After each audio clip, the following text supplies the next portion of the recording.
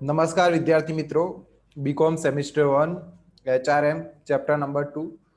તો વિદ્યાર્થી મિત્રો, આપણે ઓલરેડી ચેપ્ટર નંબર 1 જોઈ લીધું છે. એના વિડીયોઝ મારી ચેનલ પર યુટ્યુબ પર અવેલેબલ છે. તો જેમને પણ ચેપ્ટર નંબર 1 માનવ સંસાધન સંચાલન જોવાનું બાકી હોય એ લોકો યુટ્યુબ ચેનલ પર જઈ અને લેક્ચરને જોઈ શકે છે. હવે આજે આપણે શરૂઆત કરીશું માનવ સંસાધન આયોજન, જે તમારું બીજા નંબરનું પ્રકરણ છે. તો HRMમાં માનવ સંસાધન આયોજનમાં કઈ કઈ વસ્તુઓનો સમાવેશ થાય છે એ આપણે હવે જોવાનું છે. તો વિદ્યાર્થી મિત્રો, તમે સ્ક્રીન પર જોઈ શકો છો. અહીંયા તમને જે 10 થી 11 પોઈન્ટ આપ્યા છે, જે તમારા ચેપ્ટરમાં આપણે ડિસ્કસ કરવાના છે કે માનવ સંસાધન આયોજનની વ્યાખ્યા છે, એના લક્ષણો છે, પછી એ કેમ જરૂરી છે, આયોજન કરવું કેમ જરૂરી છે, પછી એના હેતુઓ છે, એના પ્રકાર છે, એને અસર કરતા પરિબળો છે, પછી એની જે માનવ સંસાધન આયોજનની કાર્યવાહી છે એને આપણે જોવાના છે. એના પણ 5 આપણને પ્રકારો આપ્યા છે. પછી આયોજનના ફાયદા કે માનવ સંસાધન આયોજન આપણે કેમ કરવું પડે છે, એની મર્યાદાઓ શું છે. તો આ બધી વસ્તુ જે છે આપણે આ ચેપ્ટરમાં જોવાની છે. તો આપણે ચેપ્ટરની શરૂઆત કરીએ તો સૌથી પહેલા આપણે પ્રાસ્તાવિક એનું જે બેઝિક ઇન્ટ્રોડક્શન છે કે ભાઈ માનવ સંસાધન આયોજન એટલે શું, એને વિદ્યાર્થી મિત્રો આપણે સમજીશું. હવે માનવ સંસાધન આયોજન એટલે શું એ સમજતા પહેલા આપણે ઓલરેડી ચેપ્ટર નંબર 1 માં સમજ્યું છે કે માનવ સંસાધન શું છે. તો માનવ સંસાધન એટલે કોઈ પણ કંપનીમાં, કોઈ પણ ઓર્ગેનાઇઝેશનમાં, કોઈ પણ પેઢીમાં જે કર્મચારીઓ કામ કરે છે એ સંસાધન છે, એ માનવ સંસાધન છે. હવે કર્મચારીઓની યોગ્ય દેખરેખ રાખવી, એમના હેતુઓને સંતુષ્ટ કરવા, કર્મચારીઓની કાર્યક્ષમતામાં વધારો કરવો, આ બધી વસ્તુ આપણે ઓલરેડી આપણા જે ચેપ્ટર નંબર 1 છે એમાં આપણે ડિસ્કસ કરી ચૂક્યા છીએ. તો હવે આ માનવ સંસાધન આયોજન શું છે? તો માનવ સંસાધન આયોજન કંઈક એવી વસ્તુ છે કે ભાઈ આપણે ઓલરેડી જે કંપની છે, કોઈ પણ પેઢી છે, ધંધાકીય એકમ છે, એમાં કેટલા કર્મચારીઓ કામ કરી રહ્યા છે, ભવિષ્યમાં આપણે કેટલા કર્મચારીઓની જરૂર પડશે, મતલબ કે આપણે જેટલા કર્મચારીઓની જરૂર પડે છે એટલા જ કર્મચારી આપણને મળી રહે છે કે નહીં, આપણે જેવા કર્મચારીઓની જરૂર છે એવા જ કર્મચારીઓ આપણને મળે છે કે કેમ, આ બધી વસ્તુ જોવાનું છે. સાથે સાથે આપણે ધંધાકીય એકમમાં દાખલા તરીકે આપણને જેટલા કર્મચારીઓની જરૂર હોય એના કરતા વધારે કર્મચારીઓ આવશે તો પણ આપણને નુકસાન જવાનું છે, કેમ કે આપણે એમને એક્સ્ટ્રા વેતન ને બધું ચૂકવવાનું થશે. અને આપણે જેટલા કર્મચારીઓની જરૂર છે એના કરતા ઓછા કર્મચારીઓ આવશે તો પણ ધંધાને નુકસાન થવાનું છે, કેમ કે ઘણું બધું કામ બાકી પડ્યું રહેશે. તો માનવ સંસાધન આયોજન દ્વારા આપણે ચોક્કસ જાણી શકીએ છીએ કે ભાઈ એક્ઝેક્ટલી ધંધાકીય એકમમાં આપણે કેટલા કર્મચારીઓની જરૂર છે અને કેવા કર્મચારીઓની જરૂર છે અને કર્મચારીઓની કાર્યક્ષમતામાં કેવી રીતે વધારો કરી શકાય. તો આ ઘણી બધી વસ્તુ એવી છે કે જે આપણે માનવ સંસાધન આયોજનમાં જોવાની હોય છે. તો વિદ્યાર્થી મિત્રો, આપણે આ પ્રસ્તાવિક જે છે એમાં કંઈક આવી રીતે સમજી શકીએ છીએ. એનું ઘણા બધા કારણ પણ લખ્યા છે કે જો કર્મચારી બદલી દરનું પ્રમાણ ઊંચું હોય તો સરવાળે કાર્યમાં વિક્ષેપ પડે છે, ખર્ચમાં વધારો થાય છે અને એકમની કાર્યક્ષમતા પણ જોખવાય છે. હવે આ કર્મચારી બદલી દર એટલે શું? કર્મચારી બદલી દર એટલે કે એવું કે ભાઈ કર્મચારીઓ ધંધાકીય એકમમાં કામ કરવા માટે આવે, પછી થોડી નોકરી છોડીને જતા રહે, ફરીથી બીજા આવે, એ પણ જતા રહે. તો સતત જે કર્મચારીઓ છે એ આવજા કરતા રહે છે, એને કહેવાય ફેરબદલી દર, અથવા આપણે બદલી દર પણ કહેતા હોઈએ. હવે જે કોઈ પણ ધંધાકીય એકમ હોય એમાં આ કર્મચારી બદલી દર જેટલો વધારે હશે એટલું ધંધાને નુકસાન થવાનું છે. બીજું છે કે ભાઈ કોઈ પણ એકમમાં કર્મચારીઓના મૃત્યુ, નિવૃત્તિ, રાજીનામું વગેરે અનેક કારણોસર નવા વધારાના કર્મચારીઓની માંગ ચાલુ રહેવાની છે. તો કહેવાય કે કર્મચારીનું મૃત્યુ થાય, નિવૃત્તિ થાય, રાજીનામું હોય, એને છૂટો કરવો પડે કર્મચારી, તો આ ઘણા બધા કારણ હોય, પ્રમોશન થાય, ડિમોશન થાય. તો આના કારણે શું છે કે સતત જે નવા કર્મચારીઓની માંગ તો ધંધાકીય એકમમાં ચાલુ જ રહેશે. તો કાર્યકુશળ કર્મચારીઓ મેળવવા, કેટલી માંગ ભવિષ્યમાં પડવાની છે, આ બધી વસ્તુને ધ્યાનમાં લેવામાં આવતું હોય છે. તો આ બધી વસ્તુ શું છે કે ભાઈ એને આપણે કહીશું કે માનવ સંસાધન આયોજન આપણે એને કહી શકીએ. તો વિદ્યાર્થી મિત્રો, હવે આપણે આમાં આગળ જોવા જઈએ તો આપણને અહીંયા લખીને આપ્યું છે કે ભાઈ માનવ સંસાધન આયોજન 2 હેતુથી કરવામાં આવે છે. મુખ્યત્વે માનવ સંસાધન આયોજનના 2 હેતુઓ છે. કયા 2 હેતુઓ છે? તો એક તો ઓલરેડી જે ધંધાકીય એકમમાં, આપણા એકમમાં જે કર્મચારીઓ કામ કરી રહ્યા છે એમનો શ્રેષ્ઠ ઉપયોગ કરવો. મતલબ કે જે દાખલા તરીકે અત્યારે ધંધાકીયમાં 100 કર્મચારીઓ કામ કરી રહ્યા છે, તો 100 કર્મચારીઓ પાસેથી યોગ્ય રીતે કામ લેવું, એમનો પૂરેપૂરો ઉપયોગ કરવો. અને બીજો એનો હેતુ છે કે ભવિષ્યમાં માનવ શક્તિની જરૂરિયાત પૂરી કરવી, મતલબ કે ભવિષ્યમાં કેટલા કર્મચારીઓની જરૂર પડશે અને એ જરૂરિયાતને આપણે કેવી રીતે પહોંચી વળશું એ બાબતે વિચારવાનું કામ માનવ સંસાધન આયોજનમાં કરવામાં આવે છે. તો હવે વિદ્યાર્થી મિત્રો આપણે માનવ સંસાધન આયોજનની વ્યાખ્યા જોઈશું. અહીંયા આપણને ઘણી બધી અલગ અલગ લેખકોએ વ્યાખ્યા આપી છે. તો જેને આપણે જોવા જઈએ તો સૌથી પહેલા આપણે વ્યાખ્યામાં જોઈશું કે શ્રી A.R. સ્મિથ લખે છે કે માનવ સંસાધન આયોજનમાં માનવ બળની માંગ અંદાજવાની, માનવ સંપત્તિનો પુરવઠો અંદાજવાની તથા માંગ અને પુરવઠાને ઈચ્છિત સમતુલામાં લાવવાની કાર્યવાહીનો સમાવેશ થાય છે. મતલબ કે માનવ બળ અંદાજવાનીનો મતલબ એવો થાય છે કે આપણે કેટલા કર્મચારીઓની જરૂર પડશે, અને માનવ સંપત્તિનો પુરવઠો અંદાજવાની એનો મતલબ એવો થાય કે માનવ સંપત્તિ કેટલી અવેલેબલ છે, મતલબ કે આપણને આપણી જરૂરિયાત મુજબ કર્મચારીઓ મળી રહેશે કે નહીં. એટલે એને કહેવાય ને કે માંગ અને પુરવઠો. એક બાજુ આપણી માંગ છે પણ સામે એટલો પુરવઠો હશે તો જ આપણને એટલા કર્મચારીઓ મળી શકશે. તો માંગ અને પુરવઠો સમતોલ થવા જોઈએ. તો એ વસ્તુ છે માનવ સંસાધન આયોજન, એવું શ્રી A.R. સ્મિથ આપણને કહે છે. હવે આપણે આગળ વ્યાખ્યા જોવા જઈએ તો શ્રી વેતર જણાવે છે કે માનવ સંસાધન આયોજન એવી પ્રક્રિયા છે કે જે દ્વારા પોતાની વર્તમાન માનવ શક્તિ પરિસ્થિતિ તરફથી તેની ઈચ્છિત માનવ શક્તિ પરિસ્થિતિ તરફ એકમે કેવી રીતે જવું તે સંચાલકો નક્કી કરે છે. આયોજન દ્વારા સંચાલકો યોગ્ય સંખ્યામાં યોગ્ય પ્રકારના માણસો યોગ્ય જગ્યાએ અને યોગ્ય સમય મેળવવા પ્રયત્નો કરે છે કે જેઓ એવું કાર્ય કરે કે જે દ્વારા એકમને અને વ્યક્તિને લાંબા ગાળે લાભ થાય. અમે 3 વસ્તુ વિદ્યાર્થી મિત્રો આપણે ધ્યાન આપવા જેવી છે. પહેલી વસ્તુ એવી છે કે ભાઈ વર્તમાન માનવ શક્તિની જે પરિસ્થિતિ છે, કોઈ પણ ધંધાકીય એકમમાં વર્તમાન માનવ શક્તિની પરિસ્થિતિ છે એના તરફથી ઈચ્છિત માનવ પરિસ્થિતિ તરફ વળવું. મતલબ કે ઈચ્છિત માનવ પરિસ્થિતિ કોને કહેવાય? ઈચ્છિત માનવ પરિસ્થિતિ એટલે કે ભાઈ ધંધાકીય એકમને જેવા કર્મચારીઓની જરૂર છે એવા જ કર્મચારીઓ છે, કાર્યકુશળ કર્મચારીઓ છે, કર્મચારીઓની જરૂરિયાત કરતા વધારે પણ નથી, કર્મચારીઓની જરૂરિયાત કરતા ઓછા પણ નથી. તો એવા કર્મચારીઓ જે છે એ ધંધાકીય એકમ પાસે અવેલેબલ હોય અને એ સંપૂર્ણપણે કાર્યક્ષમ હોય. કે ભાઈ ધંધાકીય એકમ એમ કહેવાય ને કે ભાઈ આયોજન દ્વારા યોગ્ય સંખ્યા હોય, યોગ્ય પ્રકારના માણસો હોય, યોગ્ય જગ્યાએ અને યોગ્ય સમય મળી રહ્યા હોય, એને કહેવાય ઈચ્છિત માનવ શક્તિની પરિસ્થિતિ. તો કોઈ પણ ધંધાકીય એકમ એમની જે સામાન્ય વર્તમાન માનવ શક્તિની પરિસ્થિતિ છે તેના તરફથી ઈચ્છિત માનવ શક્તિની પરિસ્થિતિ તરફ વળવા ઈચ્છે છે. ઈચ્છિત એટલે આપણને ઈચ્છા હોય કે કંઈક આવી પરિસ્થિતિ હોવી જોઈએ, ઈચ્છિત માનવ શક્તિ પરિસ્થિતિ કહેવાય. એટલે માનવ શક્તિ એટલે કર્મચારીઓ. તો શ્રી વેતનના મત મુજબ આવી કંઈક વ્યાખ્યા છે. મારી બીજી એક વસ્તુ પણ નોંધવા જેવી છે કે જેઓ એવું કાર્ય કરે છે કે જેના દ્વારા એકમને અને વ્યક્તિને લાંબા ગાળે લાભ થાય છે. ફક્ત કર્મચારીઓનો ઉપયોગ કરીને એકમને જ લાભ થતો એવું વસ્તુ આમાં હોતી નથી.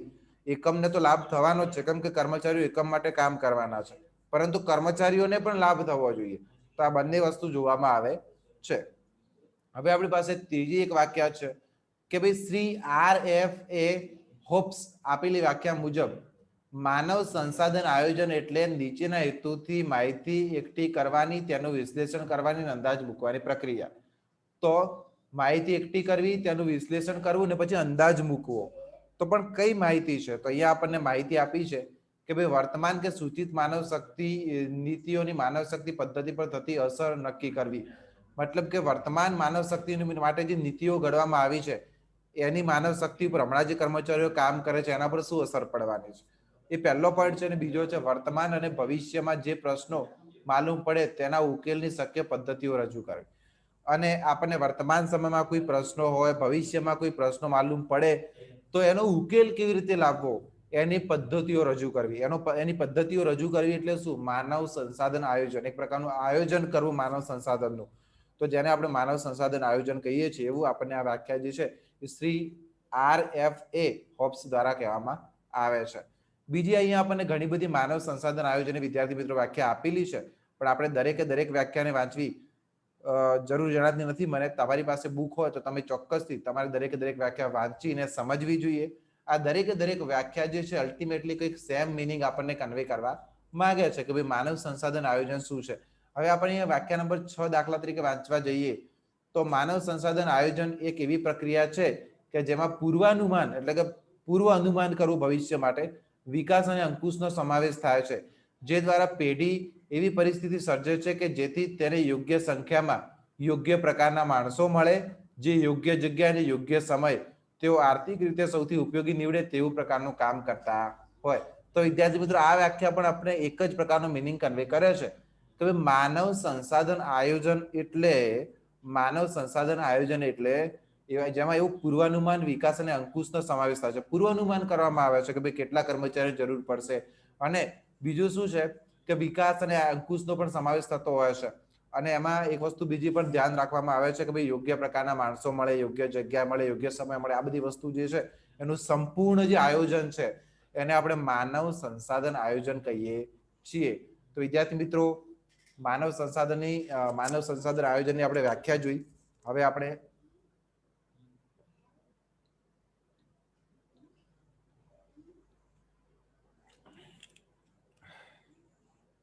આગળ વધીશું.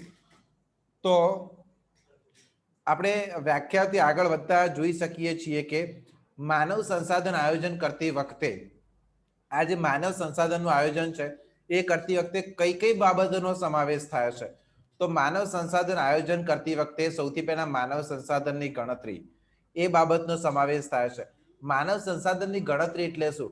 તો વિદ્યાર્થી મિત્રો, એમાં કંઈક એવું હોય છે કે ભાઈ આપણી પાસે અત્યારે વર્તમાન સમયમાં કેટલા કર્મચારીઓ હાજર છે, આપણે ભવિષ્યમાં કેટલા કર્મચારીઓની જરૂર પડશે. તો આ બધી વસ્તુનો જે સમાવેશ છે માનવ સંસાધનની ગણતરીમાં થતો હોય છે. બીજું શું છે કે માનવ સંસાધન આયોજન માં ભાવિ માંગનો પણ અંદાજ કરવામાં આવે છે. તેમાં ભાવિ માંગનો અંદાજ મૂકવામાં આવે છે. આ માટે વર્તમાન કર્મચારીની નિવૃત્તિ, પછી મૃત્યુ થવું, વર્તમાન કર્મચારીઓને છૂટા કરવા, સ્વૈચ્છિક રીતે કર્મચારીઓ છૂટો થતો હોય, આવા કોઈ કારણસર કર્મચારીઓ વર્તમાન સમયમાં આપણી પાસે છે એ જતા રહેશે. આ ઉપરાંત ધંધાની ભાવિ વિકાસની યોજના, કે દાખલા તરીકે ભવિષ્યમાં આપણે ધંધો વધારવાનો છે, તો ભવિષ્યમાં આપણને કેટલા અને કેવા નવા કર્મચારીઓની જરૂર પડશે એ વસ્તુ પણ માનવ સંસાધન આયોજનમાં આપણે જોવાની હોય છે. પછી વિદ્યાર્થી મિત્રો, આપણને અહીંયા ત્રીજો પોઈન્ટ આપે છે પુરવઠાનો અંદાજ. પુરવઠાનો અંદાજ એટલે શું? કે ભાઈ ભવિષ્યમાં આપણે જેવા કર્મચારીઓની જરૂર પડવાની છે, ભવિષ્યમાં આપણે જેટલા કર્મચારીઓની જરૂર પડવાની છે એવા પ્રકારના અને એટલા કર્મચારીઓને આપણને ભવિષ્યમાં મળી રહેશે કે કેમ, એના પુરવઠાનો અંદાજ મૂકવો એ પણ માનવ સંસાધન આયોજનમાં એનો પણ સમાવેશ થાય છે. પછી આપણને વિદ્યાર્થી મિત્રો ચોથો પોઈન્ટ આપે છે કે માંગ અને પુરવઠા વચ્ચે સમતુલા એટલે શું? તો ઓલરેડી મેં તમને આ વસ્તુ સમજાવી હમણાં જ કે માંગ અને પુરવઠા વચ્ચે સમતુલા એટલે કે આપણે જેટલા કર્મચારીઓને માંગ હોય સામે એટલા કર્મચારીઓ આપણને યોગ્ય સમય ને યોગ્ય જગ્યાએ મળી રહેતા હોય તો એ માંગ અને પુરવઠાની સમતુલા છે એવું આપણે કહી શકીએ. હવે આપણે આમાં વાંચીશું કે ભાઈ માનવ શક્તિની માંગ અને પુરવઠા વચ્ચે સમતુલા જાળવવા માટે જરૂરી યોજના તૈયાર કરવામાં આવે છે. જો જરૂરી સંખ્યામાં જરૂરી કુશળતાવાળા કર્મચારીઓ પ્રાપ્ય ન હોય તો ધંધાનો વિકાસ શક્ય નથી. તેથી કર્મચારીઓની પ્રાપ્તિ ધ્યાનમાં રાખી વિકાસ યોજના ઘડવી જોઈએ. આ માટે ભરતી, પસંદગી, તાલીમ, બઢતી, વિકાસ, ફેરબદલી વગેરે માટેની યોજનાઓ પણ તૈયાર કરવામાં આવે છે. મતલબ કે આપણને જેટલા કર્મચારીઓને જેવા કર્મચારીઓની જરૂર છે એટલા કર્મચારીઓને એવા કર્મચારીઓ મળવા જોઈએ. જો આપણને કાર્યકુશળ અને યોગ્ય કર્મચારીઓ નહીં મળે તો ધંધાનો વિકાસ પણ શું થશે? ધંધાનો વિકાસ પણ અટકી જશે. હવે વિદ્યાર્થી મિત્રો, આપણે પોઈન્ટ નંબર 5માં જોઈશું કે બંને પક્ષને લાભ થવો જોઈએ. બંને પક્ષ, અહીંયા કોણ બે પક્ષ છે? એક તો ધંધાકીય એકમ છે અને બીજું છે કર્મચારીઓ. તો એવું નથી કે ભાઈ ધંધાકીય એકમ કર્મચારીનો ઉપયોગ કરી અને ધંધાકીય એક્ટિવિટી, ધંધાકીય પ્રવૃત્તિ કરાવશે અને ફક્ત જે ધંધાકીય એકમ છે એ જ લાભ મેળવશે, એવું નથી. પરંતુ કર્મચારીઓનો પણ વિકાસ થવો જોઈએ, કર્મચારીઓને પણ લાભ થવો જોઈએ. તો હવે કર્મચારીઓને લાભ કેવી રીતે થશે? કર્મચારીઓને કામ માટે વેતન તો મળવાનું જ છે, પણ સાથે સાથે કર્મચારીઓનો પર્સનલ, આપણે જે કહીએ કે ભાઈ એમનો એક પર્સનલ વિકાસ થાય, એમને યોગ્ય તાલીમ મળે, એમના ડેવલપમેન્ટના કાર્યો થાય. તો એ રીતે બંને પક્ષને લાભ થવો જોઈએ કોઈ એકમમાં કામ કરવાથી. એકમને પણ લાભ થવો જોઈએ, કર્મચારીઓને પણ લાભ થવો જોઈએ. એ વસ્તુ પણ માનવ સંસાધન આયોજનમાં જોવામાં આવે છે. અને પછી છે સુગ્રથિત અભિગમ. વિદ્યાર્થી મિત્રો, સુગ્રથિત અભિગમ એટલે શું? સુગ્રથિત અભિગમ એટલે એને સમગ્ર વ્યવસ્થાના ભાગ તરીકે વિચારવામાં આવે છે. મતલબ કે આ જે માનવ સંસાધન આયોજન છે કોઈ એક ડિપાર્ટમેન્ટ કે એક વિભાગ પૂરતું નથી, પણ ધંધાકીય એકમમાં જેટલી પણ જગ્યા આપણે દરેક સેક્શનમાં દરેક વિભાગમાં કર્મચારીઓની જરૂર તો પડવાની જ છે. તો માનવ સંસાધન આયોજન છે અને સુગ્રથિત અભિગમ એટલે કે દરેક વ્યવસ્થાના ભાગ તરીકે એને માનવામાં આવે છે. તો વિદ્યાર્થી મિત્રો, આ 6 પોઈન્ટ એવા છે કે જે માનવ સંસાધન આયોજનમાં આનો સમાવેશ થાય છે. જ્યારે પણ આપણે માનવ સંસાધન આયોજન કરતા હોઈએ ત્યારે આ 6 પોઈન્ટ એવા છે કે જેને આપણે ખૂબ જ ધ્યાનપૂર્વક ડિસ્કસ કરવાના હોય છે. હવે વિદ્યાર્થી મિત્રો, આપણે આગળ વધીશું ને આપણે આગળ પોઈન્ટ જોવાનો છે માનવ સંસાધન આયોજનના લક્ષણો. માનવ સંસાધન આયોજનના લક્ષણો શું છે? તો એના લક્ષણોમાં સૌથી પહેલું લક્ષણ આપણને આપ્યું છે સંચાલન કાર્ય. જેવી રીતે સંચાલનના કાર્યો છે, આયોજન છે, વ્યવસ્થા તંત્ર છે, કર્મચારી વ્યવસ્થા તંત્ર છે, પછી દોરવણી છે, અંકુશ છે, તો આ સંચાલનના કાર્યો છે. એવી રીતે માનવ સંસાધન આયોજન છે એ પણ એક સંચાલનનું કાર્ય ગણવામાં આવે છે. ઘણા બધા જે નિષ્ણાંતો છે, સંચાલનના ઘણા બધા જે નિષ્ણાંતો છે, એમને આ માનવ સંસાધન આયોજન છે એને સંચાલકીય કાર્યમાં એમનો સમાવેશ કર્યો નથી, પરંતુ આ જે માનવ સંસાધન સંચાલન છે એ પણ એક શ્રેષ્ઠ કાર્ય છે અને એના વગર ધંધાકીય એકમમાં ઘણી બધી અગવડતા ઊભી થતી હોય છે અને ધંધાકીય એકમ કર્મચારીઓ વગર યોગ્ય રીતે કામ ના કરી શકતું હોય, એટલે આપણે કહી શકીએ કે ભાઈ આ માનવ સંસાધન આયોજન છે એ એક સંચાલકીય કાર્ય આપણે કહી શકીએ. બીજું આપણને આપે છે કે વિવિધ કક્ષાએ થતી પ્રવૃત્તિ. એટલે શું? તો આપણે વાંચીશું આમાં કે માનવ સંસાધન આયોજનનું આયોજન રાષ્ટ્રીય કક્ષાએ થાય છે, કંપની કક્ષાએ થાય છે અને કારખાના કક્ષાએ થાય છે. ખાલી માનવ સંસાધનનું આયોજન એટલે કોઈ કંપની માટે સીમિત નથી, પણ રાષ્ટ્ર કક્ષાએ પણ થતું હોય છે કે ભાઈ આખા દેશમાં ટોટલ કેટલું માનવ સંસાધન છે અને એમનો પ્રોપરલી યુટિલાઇઝેશન થાય છે કે નહીં, એ સંસાધનનો યોગ્ય રીતે ઉપયોગ થાય છે કે નહીં, એ પણ જોવામાં આવતું હોય છે. અને એક કંપની પોતાના કર્મચારીઓ માટે પણ માનવ સંસાધનનું આયોજન કરતી હોય છે કે કંપનીમાં ટોટલ કેટલા કર્મચારીઓ કામ કરે છે, એમના માટે પણ એ લોકો આયોજન કરતા હોય છે. કારખાનામાં પણ થતું હોય છે. તો માનવ સંસાધન આયોજન છે એ ફક્ત કોઈ કંપની માટે જ નહીં, પણ રાષ્ટ્ર કક્ષાએ અને કારખાના કક્ષાએ પણ થતું હોય છે. તો એ પણ એની લાક્ષણિકતા છે. પછી વિદ્યાર્થી મિત્રો આપણે આગળ જોવા જઈએ તો આપણને ત્રીજો પોઈન્ટ આપે છે બંને પક્ષને લાભદાયી. તો હમણાં જ આપણે આ વસ્તુ ડિસ્કસ કરી કે માનવ સંસાધન આયોજન છે ફક્ત માલિક માટે જ નહીં, પણ કર્મચારીઓને પણ લાભદાયી થાય એ રીતે જોવામાં આવે છે. એના ઉપર ખાસ ભાર મૂકવામાં આવે છે કે ભાઈ કર્મચારીઓનો ઉપયોગ કરી અને ધંધાકીય એકમને જ લાભ થાય એ નહીં, પણ સાથે જે કર્મચારીઓ ધંધાકીય એકમમાં કામ કરે છે તો ધંધાને લાભ થવાનો જ છે, પણ કર્મચારીઓને પણ લાભ થાય એ વસ્તુ પણ જોવાની હોય છે. કર્મચારીઓના હિતનું પણ રક્ષણ થવું જોઈએ. પછી આપણને અહીંયા ચોથી લાક્ષણિકતા આપી છે કે ઉચ્ચ સંચાલકોની જવાબદારી. તો જેવી રીતે કોઈ પણ ધંધાકીય એકમમાં સંપૂર્ણ જે આયોજનનું કાર્ય છે એ ઉચ્ચ સપાટી સંચાલન દ્વારા જોવામાં આવે છે. આયોજન હંમેશા ઉચ્ચ સપાટી સંચાલન જ થતું હોય છે. તો એવી જ રીતે આ જે માનવ સંસાધનનું આયોજન છે એ પણ ઉચ્ચ સપાટી સંચાલકો જે છે એમની જ જવાબદારી છે, એમના દ્વારા જ માનવ સંસાધનનું પણ આયોજન થતું હોય છે. એટલે આપણે કહી શકીએ કે આ માનવ સંસાધન આયોજન છે ઉચ્ચ સંચાલકોની જે જવાબદારી બને છે. પછી આપણે આગળ જોવા જઈએ તો બધા પ્રકારના કર્મચારીઓ માટે છે. મતલબ કે આ માનવ સંસાધન સંચાલન છે ફક્ત નિમ્ન કક્ષાના તળ સપાટીના કર્મચારીઓ માટે જ હોય એવું હોતું નથી. માનવ સંસાધન આયોજનની જરૂર જે છે એ નિમ્ન કક્ષાના કર્મચારીઓ માટે તો છે જ, પણ સાથે સાથે મધ્ય કક્ષાના અને ઉચ્ચ કક્ષાના કર્મચારીઓ માટે પણ ખૂબ જ જરૂરી હોય છે. તેથી આપણે કહી શકીએ કે બધા જ પ્રકારના કર્મચારીઓ માટે માનવ સંસાધન આયોજનની જરૂર પડે છે. પછી આધુનિક વિચારસરણી, જેમ કે આપણે ઓલરેડી પહેલા પ્રકરણમાં ડિસ્કસ કર્યું હતું કે ભાઈ કર્મચારી સંચાલન આજથી જૂના સમયમાં કેવું હતું કે ભાઈ રૂઢિગત પદ્ધતિમાં કર્મચારીને ફક્ત ઉત્પાદનનું એક સાધન જ ગણવામાં આવતા, એટલે કે એમના વેતનના બદલામાં કર્મચારીઓ પાસે કામ કરાવવામાં આવતું. કર્મચારીઓના હિતનું કોઈ પ્રકારનું રક્ષણ થતું હતું નહીં, એમનો કોઈ વિકાસ પણ વ્યક્તિગત વિકાસ પણ થતો હતો નહીં. પરંતુ હવે એવું નથી. હવે આધુનિક વિચારસરણી છે. માનવ સંસાધન જે આયોજન છે એક આધુનિક વિચારસરણી છે. એમાં ધંધાકીય એકમની સાથે સાથે કર્મચારીઓનો પણ વિકાસ થાય એ પણ જોવામાં આવે છે. પછી આપણે અહીંયા સાતમી લાક્ષણિકતા આપી છે કે કર્મચારીને લગતા બધા કાર્યોને લગતી પ્રવૃત્તિ. તો વિદ્યાર્થી મિત્રો આમાં માનવ સંસાધન આયોજન છે એમાં ભરતી છે, બઢતી છે, બદલી છે, તાલીમ છે, છૂટા કરવા હોય કર્મચારીઓને, નિવૃત્તિ છે, એ સંપૂર્ણ કાર્યોનો સમાવેશ માનવ સંસાધન આયોજનમાં કરવામાં આવતો હોય છે. તેથી આપણે એમ કહી શકીએ કે ભાઈ આ કર્મચારીને લગતા બધા જ કાર્યોને લગતી પ્રવૃત્તિ છે. પછી વિદ્યાર્થી મિત્રો આપણને અહીંયા આઠમી લાક્ષણિકતા આપી છે કે ભાઈ દરેક મુદત માટેનું આયોજન. મતલબ કે આ માનવ સંસાધનનું જે આયોજન છે એ ફક્ત લાંબા ગાળા માટેનું આયોજન છે એવું જ નથી, પરંતુ ટૂંકા ગાળા માટે પણ માનવ સંસાધન આયોજન કરવામાં આવતું હોય છે. પછી આપણને એના પછીનો પોઈન્ટ આપે છે કે ભાઈ સમાજને લાભદાયી. એટલે શું વિદ્યાર્થી મિત્રો કે જ્યારે યોગ્ય અને કાર્યકુશળ કર્મચારીઓ કોઈ પણ ધંધાકીય એકમમાં કામ કરતા હોય તો ઉત્પાદનમાં વધારો થાય છે. પછી આપણે કહી શકીએ ભાઈ કર્મચારીના કાર્ય સંતોષમાં વધારો થાય છે. સમાજમાં જે ઘણા બધા લોકો એમને રોજગારી મળે છે, તો એમ કહી શકીએ કે સમાજ માટે પણ ખૂબ જ લાભદાયી છે. તો આ આપણે જે 9 પોઈન્ટ જોયા એ કર્મચારી જે માનવ સંસાધન આયોજન છે એની લાક્ષણિકતાઓ છે. હવે વિદ્યાર્થી મિત્રો આપણે જોવાનું છે કે માનવ સંસાધન આયોજનની આવશ્યકતા, મતલબ કે આપણે માનવ સંસાધન આયોજન કેમ કરવું પડે છે. મતલબ કે આપણે માનવ સંસાધન આયોજન એટલે શું?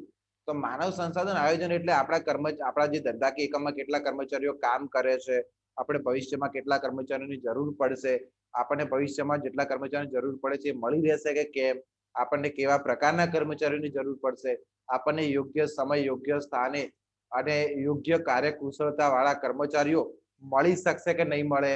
તો આ સંપૂર્ણ વસ્તુ જે આપણે વિચાર કરીએ છીએ અને આપણે આયોજન કહીએ છીએ, માનવ સંસાધનનું આયોજન કહીએ છીએ. તો આ માનવ સંસાધનના આયોજનની જરૂર શું પડે છે? તો અહીંયા આપણે જોઈશું કે ભાઈ માનવ સંસાધન આયોજનની જરૂરમાં આપણને સૌથી પહેલા આપણે કે સમાજવાદી વિચારસરણી. સમાજવાદી વિચારસરણી એટલે શું? તો હમણાં આપણે વાંચી શકીએ કે ભાઈ આધુનિક યુગમાં સમાજવાદી વિચારસરણીના પ્રભુત્વને કારણે કર્મચારીઓને ગમે ત્યારે છૂટા કરવા, ગમે તેને નોકરી પર રાખવા, પછી ગમે તે પગાર આપવો વગેરે બાબતો સંચાલકોના હાથમાં રહી નથી. કારણ શું છે કે મજૂર સંઘો મજબૂત બન્યા છે અને સરકાર તરફથી પણ કર્મચારીઓની નીતિ અંગે અનેક નિયંત્રણો મુકાયા છે. આ સંજોગોમાં કર્મચારીઓ અંગેનું કોઈ પણ પગલું લાંબા ગાળાની અસરોનો વિચાર કર્યા વિના લઈ શકાય નહીં. આ માટે માનવ સંપત્તિનું આયોજન જરૂરી છે. મતલબ કે હવે જે ધંધાકીય જે સંચાલકો છે એ એમની મરજી મુજબ કંઈ કરી શકતા નથી. એટલે કે કોઈ પણ નોકરી પર રાખવો કે કોઈ પણ કાઢી મૂકવો કે જે ઈચ્છા થાય વેતન આપવું હોતું નથી. કેમ કે હવે જે મજૂર સંઘો છે, ગવર્મેન્ટ જે છે, એમના ઘણા બધા રિસ્ટ્રિક્શન જે છે આવી ગયા છે. મિનિમમ વેજીસ એક્ટ છે, આ તે ઘણું બધું હોય છે. તો આ બધા રૂલ્સને ફોલો કરવા માટે જે જે સંચાલકો છે એમની મરજી મુજબ ડિસિઝન લઈ શકતા નથી. તો હવે વેતન તો એમને જે આપવું પડશે આપવું જ પડશે અને એના જે રૂલ્સ છે ફોલો કરવા જ પડશે.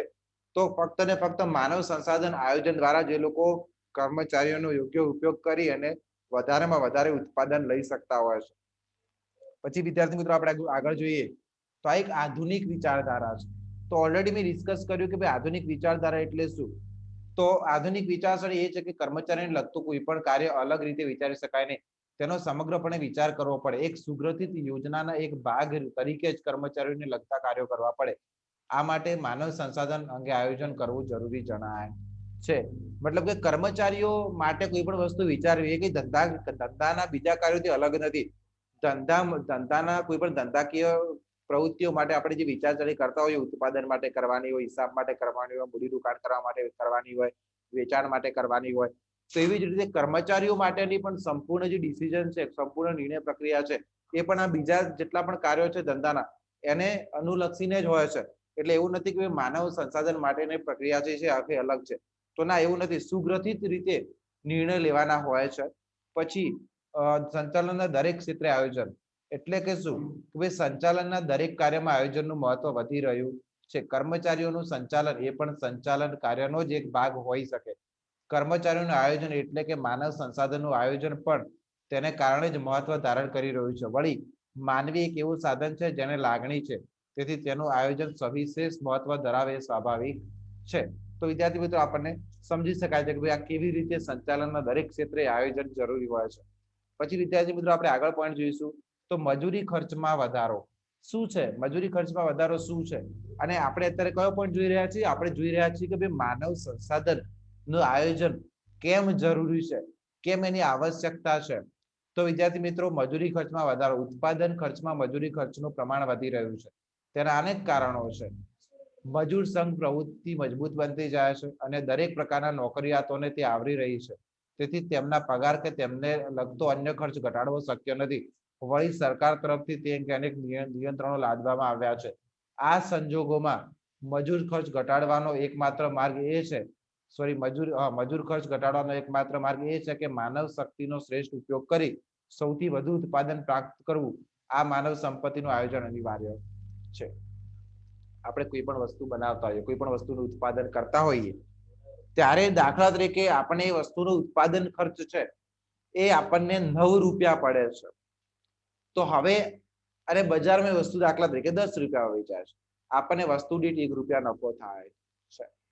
હવે દાખલા તરીકે આપણે એ વસ્તુ છે એ 9 રૂપિયાને બદલે 6 રૂપિયામાં બનાવીએ તો આપણને 4 રૂપિયાનો નફો થશે. પણ આ વસ્તુ કેવી રીતે શક્ય છે? તો આ વસ્તુ ત્યારે જ શક્ય બને જ્યારે આપણે ઉત્પાદન ખર્ચ ઘટાડીએ. અને ઉત્પાદન ખર્ચમાં કઈ વસ્તુનો સમાવેશ થાય છે? તો ઉત્પાદન ખર્ચમાં જે આમ ખાસ કરીને જોવા જઈએ તો જે આ કર્મચારીઓ કામ કરે છે એમના વેતન દર આ તે બધી વસ્તુનો સમાવેશ થાય છે, કાચો માલ આથી. તો હવે આ કર્મચારીઓ જે છે, આ જે મજૂરો છે એમને મળતું વેતન એ તો આપણે ઓછું કરી શકવાના નથી, કે મજૂર સમૂહ હવે એકદમ પાવરફુલ બની ગયા છે, સરકારી નિયંત્રણો હોય છે, તો મિનિમમ વેજ આપવો પડતો હોય છે. આથી ઘણા બધા એવા કાયદા કાનૂન છે કે જેને આપણે ટાળી શકીએ નહીં. તો હવે આપણે શું કરવું પડશે કે ભાઈ મેક્સિમમ કર્મચારીઓનો ઉપયોગ કરીને વધારેમાં વધારે ઉત્પાદન કરાવડાવવું પડશે એમની પાસે. તો કર્મચારીઓ જેટલું વધારે ઉત્પાદન કરશે એટલો આપણને ઉત્પાદન ખર્ચ જે છે તો ઓછો મળશે. તો કંઈક આ રીતે આપણે મજૂરી ખર્ચમાં વધારો કે જે વધારો થતો એને આપણે ટાળી શકીએ. પછી વિદ્યાર્થી મિત્રો આપણે આગળ જોઈએ તો યંત્ર વિદ્યા ક્ષેત્રે ફેરફારો. હવે યંત્ર વિદ્યા ક્ષેત્રે ફેરફારો એટલે શું? તો નવી નવી ટેકનોલોજી આવી રહી છે અને નવી નવી ટેકનોલોજીમાં આખી નવીનતમ પદ્ધતિ દ્વારા ઉત્પાદનો થઈ રહ્યા છે. દરેક કંપની આખી અલગ અલગ પ્રકારની ટેકનોલોજી અપનાવી રહી છે. હવે આવા સાયન્સ અને ટેકનોલોજીના જમાનામાં આપણને યોગ્ય અને કાર્યકુશળ કે જે એકદમ કુશળતાવાળા કર્મચારીઓની જરૂર પડે. કેમ કે કુશળતાવાળા કર્મચારીઓ નહીં હોય તો બીજા કર્મચારીઓ તો આવી સાયન્સ એન્ડ ટેકનોલોજીમાં પદ્ધતિથી એ લોકો યોગ્ય રીતે કામ નહીં કરી શકે. એટલે એવા કર્મચારીઓની જરૂર પડશે કે જે ક્વોલિફાઈડ હોય, સ્કિલ્ડ લેબર હોય, એમની જ જરૂર પડશે.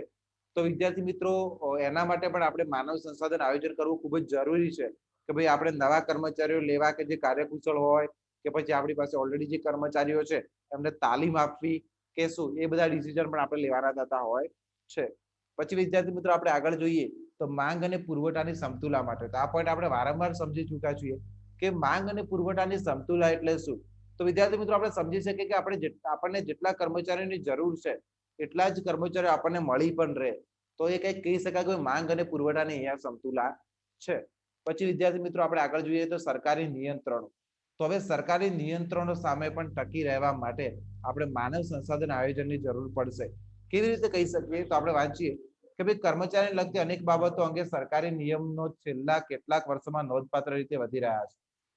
અમુક કર્મચારીઓની ભરતી કરવી, અમુક સંજોગોમાં જ કર્મચારીઓને છૂટા કરી શકાય, તેને અમુક પગાર, બોનસ, મોંઘવારી ભથ્થા વગેરે આપવા જ પડે. પછી ઔદ્યોગિક ઝઘડાના સંજોગોમાં અમુક કાર્યવાહી કરવી પડે વગેરે અનેક બાબતો કાયદા દ્વારા નિયત કરવામાં આવે છે. તેથી કર્મચારીઓના પ્રશ્નો જટિલ બન્યા છે અને તેના ઉકેલ માટે માનવ સંસાધનનું આયોજન અનિવાર્ય બન્યું છે. જોઈ શકીએ કે ઘણા બધા સરકારી ઇન્ટરફિયરન્સ હોય છે અને ઘણા બધા પ્રોબ્લેમ એવા થતા હોય છે, ઘણા બધા જટિલ પ્રશ્નો ઉભા થતા હોય છે, જેના યોગ્ય નિકાલ માટે આપણે માનવ સંસાધન આયોજન છે એ ખાસ કરીને કરવું પડતું હોય છે. તો વિદ્યાર્થી મિત્રો આપણે અહીંયા 4 પોઈન્ટ જોયા છે. ફરીથી એકવાર આપણે નજર કરીશું કે 4 પોઈન્ટ શું હતા. આપણે સૌથી પહેલા શરૂઆત કરી હતી પ્રસ્તાવનાથી કે ભાઈ એનું બેઝિક ઇન્ટ્રોડક્શન આપણે જોયું, પછી એની વ્યાખ્યાઓ જોઈ, પછી વિદ્યાર્થી મિત્રો આપણે આગળ કે ભાઈ માનવ સંસાધન આયોજન છે એમાં કઈ કઈ બાબતોનો સમાવેશ થાય છે, પછી આપણે માનવ સંસાધન આયોજનના લક્ષણો જોયા અને એના પછી આપણે જોયું કે ભાઈ માનવ સંસાધન આયોજનની આવશ્યકતા એટલે કે જરૂરિયાત શું છે. અને હવે વિદ્યાર્થી મિત્રો આપણે જોઈશું કે ભાઈ માનવ સંસાધન આયોજનના હેતુઓ, મતલબ કે આપણે કયા હેતુઓથી માનવ સંસાધન આયોજન કરવું પડે છે. તો વિદ્યાર્થી મિત્રો આપણે એમાં જોઈશું કે ભાઈ એકમના ચાલુ કર્મચારીઓના ઇષ્ટ ઉપયોગની ખાતરી પ્રાપ્ત કરવી. મતલબ કે આપણી પાસે જેટલા પણ કર્મચારીઓ છે એનો આપણે ઇષ્ટતમ ઉપયોગ કરી રહ્યા છીએ કે નહીં. કર્મચારીઓ આઈડિયલ તો નથી બનીને પડ્યા રહેતા. મતલબ કે આપણી પાસે જેટલા પણ સંસાધનો હોય એનો આપણે યોગ્ય ઉપયોગ તો કરવો પડે ને. તો એ ખાસ વસ્તુ છે. તો માનવ સંસાધન આયોજનનો મેઇન હેતુ એ છે કે ભાઈ આપણી પાસે જેટલા પણ કર્મચારીઓ રહેલા છે એનો ઇષ્ટતમ ઉપયોગ કરવો. પછી આપણને બીજો પણ અહીંયા આપ્યો છે કે જો સમગ્ર વ્યવસ્થા તંત્રના હેતુની સિદ્ધિ પ્રાપ્ત કરવી હોય તો ભવિષ્યની કુશળતાની જરૂરિયાતનું પૂર્વાનુમાન કરવું. મતલબ કે ભવિષ્યમાં આપણને કેવા કર્મચારીઓની જરૂર પડશે એનું પૂર્વાનુમાન કરવા માટે પણ આપણે માનવ સંસાધન આયોજન કરવું આવશ્યક હોય છે. પછી જરૂરી ઉપલબ્ધ સાધનોની જ્યારે અને જ્યાં જરૂરિયાત હોય તેવી ખાતરી માટે અંકુશની વ્યવસ્થા પૂરી પાડવી. મતલબ કે આપણને કેવા સંસાધનની અથવા કેવા સાધનોની જરૂરિયાત ઊભી થશે તેની ખાતરીને તેના માટે અંકુશ પ્રક્રિયા પૂરી પાડવી, અંકુશની વ્યવસ્થા પૂરી પાડવી, એના માટે પણ માનવ સંસાધન આયોજન જરૂરી છે. એટલે એનો હેતુ છે. પછી વિદ્યાર્થી મિત્રો આપણે આગળ જોવા જઈએ તો આપણે એ પોઈન્ટ આપે છે કે કર્મચારીઓ કર્મચારી જરૂરિયાતો અંદાજવી અને કર્મચારીઓનો ઇષ્ટતમ ઉપયોગ કરવો. આ રીતે કર્મચારી જરૂરિયાત અને પુરવઠા વચ્ચે સમતુલા જાળવવી. મતલબ કે આપણને કેટલા કર્મચારીઓની જરૂર પડશે, કર્મચારીનો જેટલા પણ કર્મચારીઓ આપણી પાસે છે એમનો પૂરેપૂરો ઉપયોગ કરવો અને ભવિષ્યમાં કર્મચારીની માંગ અને પુરવઠા વચ્ચે પણ સમતુલા જળવાઈ રહે એ પણ આપણે ખાસ જોવામાં આવે છે.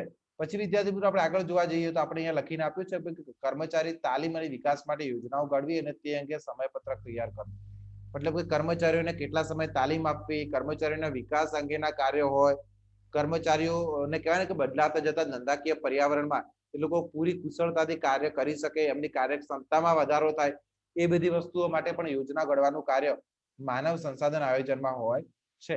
પછી વિદ્યાર્થી મિત્રો આપણને આ છઠ્ઠો પોઈન્ટ આપે છે કે કર્મચારીઓનો શ્રેષ્ઠ ઉપયોગ કરી ખર્ચમાં ઘટાડો કરો. જે રીતે મેં તમને આગળ પેલું ઉદાહરણ આપ્યું હતું 10 રૂપિયા 9 રૂપિયા વાળી વસ્તુ, એવી જ રીતે કર્મચારીઓનો યોગ્ય રીતે ઉપયોગ કરી એમની પાસેથી વધુમાં વધુ કાર્ય લઈ અને ખર્ચમાં ઘટાડો કરવાનો પણ હેતુ હોય છે. અને પછી વિદ્યાર્થી મિત્રો આપણે જોઈ શકીએ કે વ્યવસ્થા તંત્રના હેતુઓની સિદ્ધિ માટે જરૂરી કર્મચારી સંખ્યા અને તે અંગેની લાયકાતો અંગે માહિતી પ્રાપ્ત કરવી. મતલબ કે આપણે કેટલા કર્મચારીઓની જરૂર પડશે, એમની લાયકાતો શું હશે, એમાં કેવી કુશળતાઓ હશે, આપણા ઈચ્છનીય કર્મચારીઓ કેવા હશે, એ બાબતની માહિતી પ્રાપ્ત કરવા માટે પણ આપણે માનવ સંસાધન આયોજન કરવું પડે છે. તો વિદ્યાર્થી મિત્રો આજના લેક્ચરમાં આપણે અહીંયા સુધી રાખીશું. આપણે અહીંયા 5 પોઈન્ટ ટોટલ ડિસ્કસ કર્યા છે, જે આપણે હમણાં જ જોઈ લીધા છે કે આપણે કયા 5 પોઈન્ટ ડિસ્કસ કર્યા છે. હવે આ લેક્ચરમાં અથવા તો આજે આપણે જે પોઈન્ટ ડિસ્કસ કર્યા છે એમાં તમને કોઈ પણ પ્રકારનું કન્ફ્યુઝન, ક્વેરીઝ રહેતું હોય તો તમે મારો સંપર્ક કરી શકો છો. અને હું ઈચ્છું છું કે તમે HRM સબ્જેક્ટની એક નોટ બનાવો, એમાં યોગ્ય પોઈન્ટ છે એની નોંધ કરો અને રેગ્યુલર જે રીતે વિડીયો લેક્ચર્સ આવતા રહે છે એ રીતે તેનો એનો યોગ્ય અને ચોક્કસથી અભ્યાસ કરો, વારંવાર લેક્ચર્સ જુઓ અને એને રિવાઇઝ કરો તો તમને ચોક્કસથી સારું પરિણામ મળશે.